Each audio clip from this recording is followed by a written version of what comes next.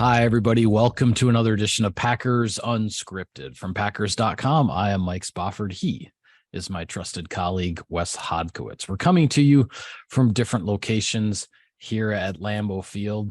And Wes, let's just dive right into it. As members of the media, we are getting access to the Packers assistant coaches on various days throughout this week with OTAs beginning next week. And I want to start right away with the story that you wrote after the media availability on Tuesday of the Packers coordinators, and specifically with regard to Joe Barry and the Packers defense, because we talked on a previous show when Kenny Clark had spoken to the media on the same day that Aaron Jones and Jordan Love did.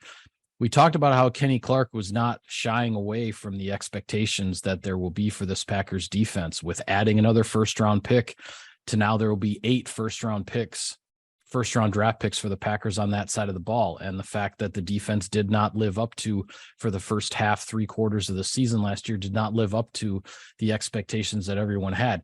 Those expectations are back in place. Kenny Clark was not backing down from them. Joe Barry was not backing down from them either. No, and I think that's the idea here for the Packers defense, is that they understand what the expectations are going to be this season and how high that they're going to have to rise to. The one thing that was interesting, we had this little bit of I don't want to call it an awkward exchange, but Mark Daniels wanted to play some word play stuff, and I don't think Joe was quite on the same wavelength with them at the press conference, but it ended up eliciting a pretty good quote though from Joe Barry, and talking about, it doesn't matter if they have 8 first-round picks or the entire defense is 7th rounders. The expectations are always going to be high in Green Bay, and they understand that. So last year wasn't what the Packers wanted defensively. It took too long to get to where they wanted to be. And actually, I think a lot of it ended up being out of necessity. The adjustments that they made, they lose Eric Stokes, they lose Rashawn Gary. You have to start trailing and traveling Jair Alexander around the secondary. You have to push Rasul Douglas outside. And I think some of the concepts that they worked inside worked for them better down the stretch. That one stat I dug up, Mike, where the Packers were giving up 154 rushing yards per game in the first 12 contests, and then only 100 the last month of the season in December, when you typically see more rushing offense become prevalent in the league. I think that told you where they went. And also getting back Devondre Campbell down the stretch, I think, helped as well. So coming out this year, it's all about getting off to a faster start. It's all about setting a quicker tempo, and the Packers need to be able to do that, because now you don't have Aaron Rodgers. You don't have that experience on the offensive side of the ball. You're going to have a young unit that you expect to be better at the end of the season. But right out of the gate, the one known commodity for this football team is its defense, and it needs to play to that level. Yeah, and I thought Joe Barry very much reiterated a discussion that we had, maybe it was a couple of weeks ago. I can't remember for sure if it was pre-draft or post-draft, but a discussion we had with regard to the defense, where the fans are always asking, well, is this going to be a top 5 or a top 10 defense? And that's not how that's not really what's important. What's important when you look back at last year is how much the defense went through this roller coaster, this peaks and valleys of some really good play, and then things would really fall off, and then they would rise back up again. And Joe Barry talked about finding a level of consistency. There's no such thing as saying, okay, every single game the Packers are going to give up 17 points and that's it. Like, that's not how it works. That's not what's meant by consistency. But it's about smoothing out those peaks and valleys in the play, finding a level of play that can be relied upon, that can be more consistent.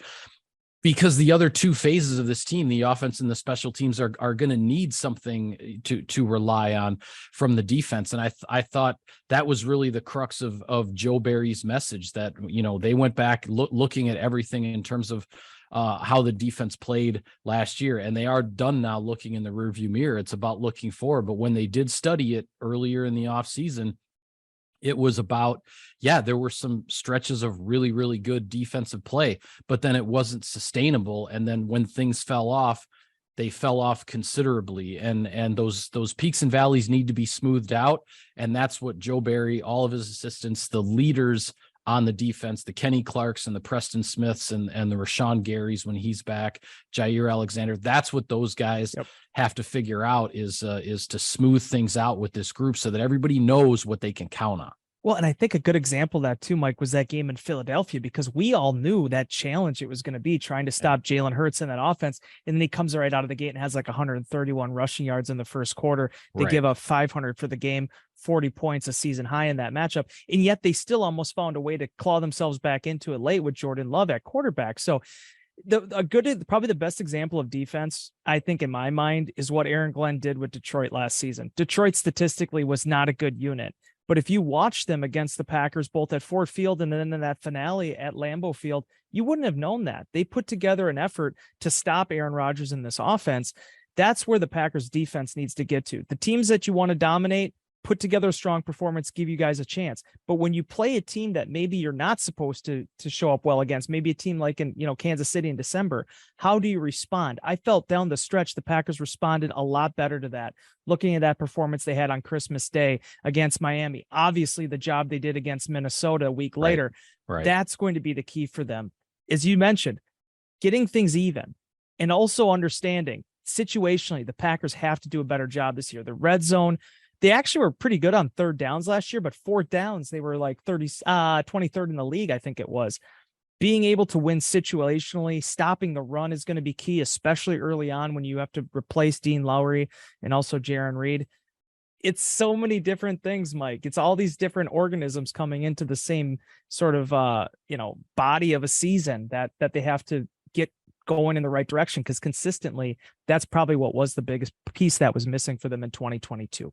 Yeah, and I thought it was interesting in regards to that consistency message, because that is essentially the same message that's being delivered in terms of what the Packers are looking for in what appears to be a wide open competition at safety for the starting job alongside Darnell Savage. The Packers, they've signed 2 free agents, Tavarius Moore, Jonathan Owens. You have Rudy Ford coming back.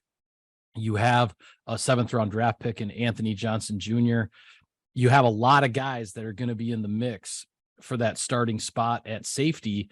And it seems like what they're looking for is a consistent, even keel, steady performer. Not coincidentally, they're looking to replace Adrian Amos. And that's exactly what he was, right? Like they don't want to take a step back there.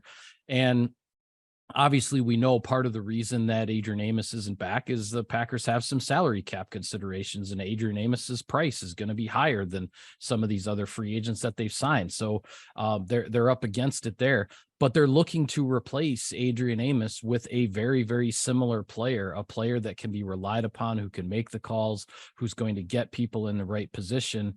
And it's going to take all of OTAs, all of training camp, all of the preseason to sort this out, because when the question was asked, I believe it was asked of Greg Williams, the new defensive passing game coordinator, when do you need to know who the other starting safety is? And he was like, well, when do we go to Chicago for week 1? I mean, that's they just have to get it figured out by then, but they will use all the time necessary to get it figured out, because that is really the one true starting spot that is open as this offseason continues. Well, and you have to find those answers too, because I don't want to, throw anybody's name under the bus, but I think back to 2012 when they transitioned away from, Charles Woodson, they had Jerron McMillan, MD Jennings, and I give my, credit to both of those guys for the job they did, but you can tell when you don't have that position filled on the back end, kind of the domino effect it can have on things. The next year, obviously, Mike Hyde transitioned back. They drafted Clinton Dix in the first round.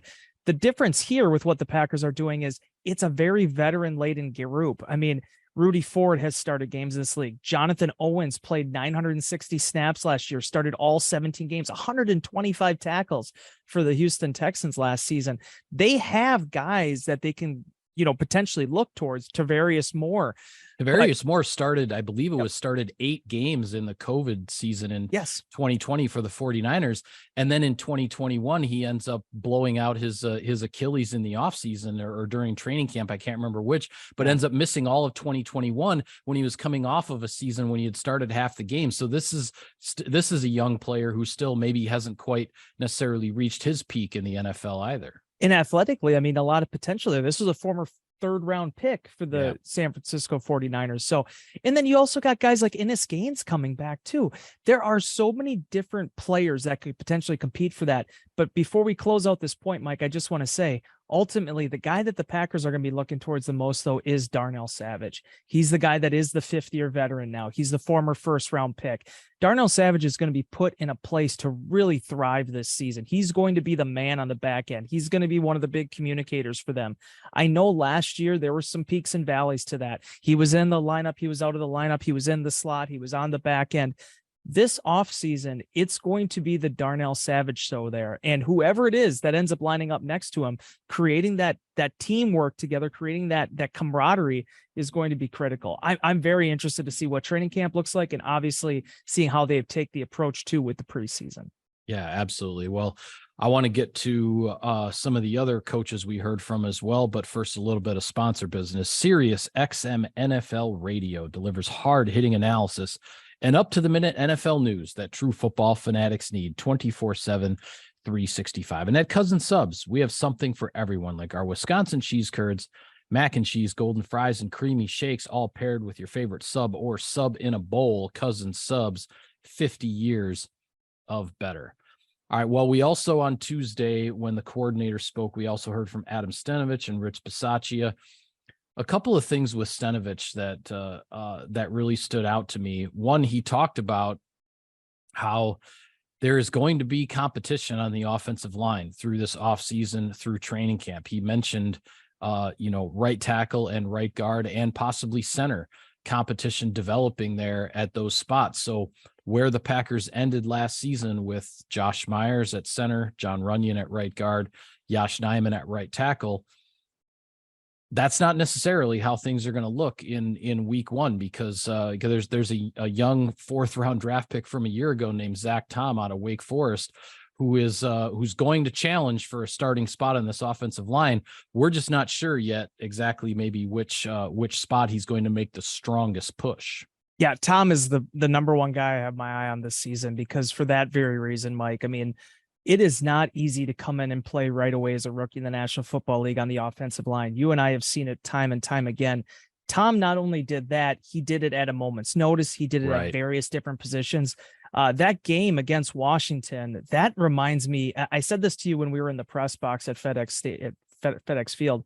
It reminded me of what J.C. Treader did, thinking back into 2016 when they needed him to play left tackle. He hadn't been a left tackle since college, but yet he rose up to that and he played to that level.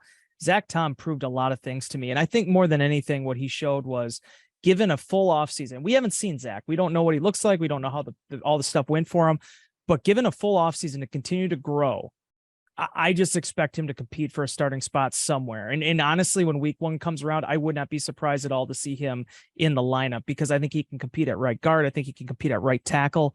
Yosh Nijman's back on the tender, but still, I think that's going to be a healthy competition.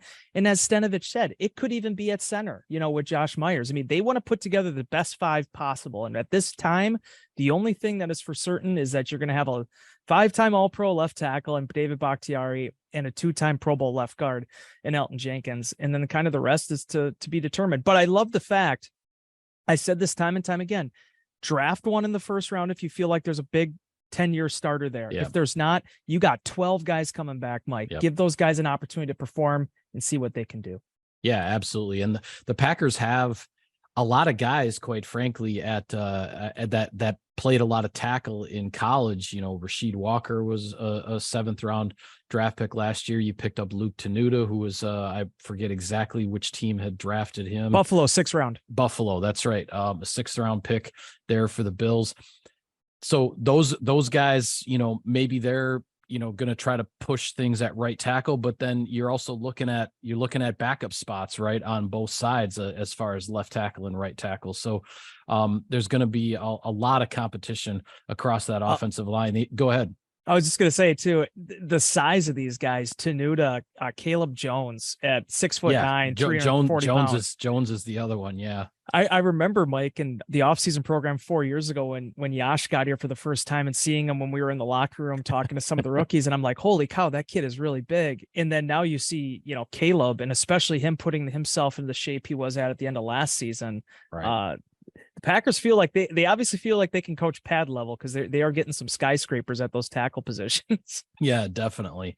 It's going to be interesting to see when it comes to, trying to follow the depth chart through. Now, I mean, we'll obviously watch the depth chart during OTAs, but it becomes a little bit more serious in training camp and when you're looking at those preseason games in terms of, at what stage are guys getting reps? Are they in there with the first unit, the second unit, all that kind of stuff. The other thing I thought that was interesting, and this is something that will be maybe a thread worth following through the course of this first season with Jordan Love as the starting quarterback, is Stenavich made a really interesting comment with regard to two tight end sets, which is also called 12 personnel, the 1-2-1 being one running back, two tight ends. So that's called 12 personnel. When you have two tight ends on the field, that sometimes that can force defenses to essentially play their base defense, because the offense has 5 offensive linemen and 2 tight ends out there. So you can't get quite as creative with,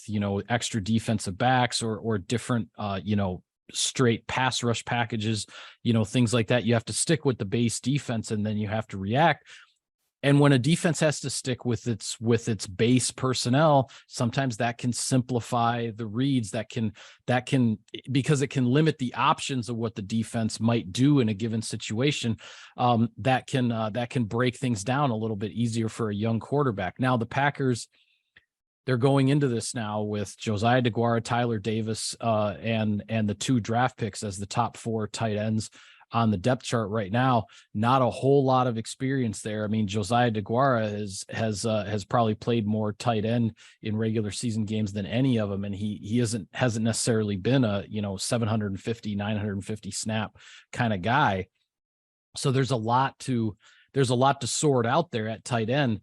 But that comment about wanting, to potentially get 2 tight ends on the field and then see how the defense reacts and put Jordan Love in that position, I found that very interesting, and it'll be worth following to see if the Packers can execute that the way they seem to want to for their young starting quarterback.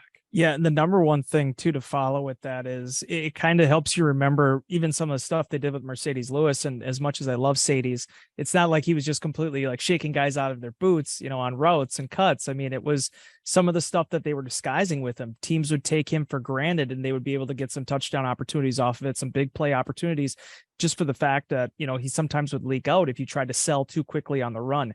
That's the beauty of it. If, Luke Musgrave and also, Tucker Kraft can master that aspect of the blocking game, is that now everything, when you think about run action and things of that nature, it all is out there for them. Who's blocking, who's going out for pass routes, where is Josiah DeGuara and the alignments if they do some 3 tight end work. There are so many different ways to build things. And when you talk about having a young receiving core, yeah, I mean, the Packers hope that, Jaden Reed is ready right off the bat. They hope that Samori Toure, makes a big jump, but it could be a situation too where they run more traditional 2 receiver looks. Maybe you're not seeing as much of the 4, receiver spreads with Robert Tonyan out there. That's sort of the wild card in this. I just feel like when you are young, when you don't know maybe what you do best yet, your best card to play is going to be being able to mix things up. And I look at this depth chart, both at receiver and tight end, and even to a certain extent, the running backs, with what, AJ Dillon and Aaron Jones can do as pass catchers, is giving Matt LaFleur a full entree of what he could potentially attack a defense with this season. Yeah. And moving on with regard to special teams, I just have to touch on this because it made me smile when we heard from Rich Bisaccia, and we've talked on previous shows about this whole connection, obviously, with Bisaccia and Daniel Carlson, who's the older brother of Anders Carlson, the kicker from Auburn, the Packers drafted in the 6th round. The connection actually goes all the way back to the recruiting visit to the Carlson home when Daniel Carlson was looking to get a college scholarship. And Rich Bisaccia, he called it, he had a cup of coffee with Auburn. He wasn't working there very long, but he happened to be the guy to do the home visit to the Carlson household. And that's when he actually first met Anders Carlson. And we're not even sure if Anders necessarily remembers that. He might have just been Well, playing to video follow that, games. yeah. Yeah. Might have just been playing video games that night of the visit. But the reason I bring it up is I thought it was a pretty entertaining little story, but it also just illustrates sometimes how small a world this world of high level football, Division I and into the NFL, how small a world it can be. That here, however many moons ago, that Rich Bisaccia was actually in Anders Carlson's house when Anders Carlson was a teenager, a young teenager, and now that's the kicker that the Packers drafted in the 6th round and is a guy they're going to look at to potentially replace the franchise's all-time leading scorer. Yeah, how hilarious is that too? I mean, you look at Auburn, they got a whole decade of Carlsons there, with what Daniel did. And then I believe, correct me if I'm wrong here, I think Anders was a redshirt during Daniel's senior season there, his All-American season. So those guys, both 6'6", both over 200 pounds. I mean, they are true athletes. And as Rich Bisaccia talked about, their dad, a really good tennis player as well, that had some length and athleticism to him. That's the interesting aspect of this. When you get those long levered specialists, there's a lot of natural power there. And I think the other thing to look at too, and we've talked about it numerous times now, but when Daniel Carlson comes out of the gate, things don't necessarily go well for him in Minnesota. Obviously had a very, very forgettable game here at Lambeau Field that ultimately led to him getting cut by the Vikings and landing with the Raiders. It was understanding the bumps that are going to come along with having a rookie, and Rich Bisaccia is embracing that. He understands it. And he's also said, I mean, it really is about helping walk those guys through that and helping them make the corrections too. So many times, and I'm not saying this has necessarily been a big problem in Green Bay, but I know in the National Football League, it can be like this. Special teams coordinators are so much about the coverages and the return teams. And you're thinking of the Big 11, that sometimes they can leave the specialists on an island of their own. The one thing I've learned about Bisaccia and also Byron Storer is how hands-on they are. Last year with Jack Coco, Byron Storer was there with Coco from the very beginning and until the very end. And they're going to do the same thing now with B.R. Hatcher here. Obviously, as we talked about before, Matt Orzik has been in the league now for a number of years. They are building this next specialist group together, and Anders Carlson and how he grows into that this season is going to be a big part of it. Certainly have to tip your hat to Parker White is also on this roster. He's in that competition as well. Yep. But as the Packers look to take that next step here, potentially without Mason Crosby, although as Bisaccia said, you never know, those doors stay open. You do want to give Anders an opportunity to make this position his own, show that he can do it at this level. And when you invest a 6th-round pick into a guy, much like the Packers did with Mason in 2007, you want to be able to see, his true potential reveal itself. Yeah, absolutely. I think that's going to be another storyline to follow all through OTAs and training camp leading up to week 1. One last thing I want to touch on before we go. I mentioned the new defensive passing game coordinator earlier, Greg Williams. He's replacing Jerry Gray, who left for a position with the Atlanta Falcons. And you had brought this up or had mentioned it in the 5 things to know about Greg Williams that was posted on our website when he was hired. And it's the story of how his coaching career actually got started. And it's quite a story. And I'll let you tell the Cliff's Notes version of it. How many times do you go out of a mall or out of some kind of event and you see the flyers on your windshield, like, gosh darn it, now I got to actually take this thing off? Or in a couple occasions, I even drove away with those things without noticing it. Well, that's what happened with Greg Williams while he was playing in the Arena Football League a long time ago. They actually had basically just to put out some flyers for coaches and trying to build up some youth programs. And he decided, hey, you know what, might be a good opportunity for me. He absolutely fell in love with it, understood that this was probably the end of his athletic career individually, and started to look at the coaching aspect of things.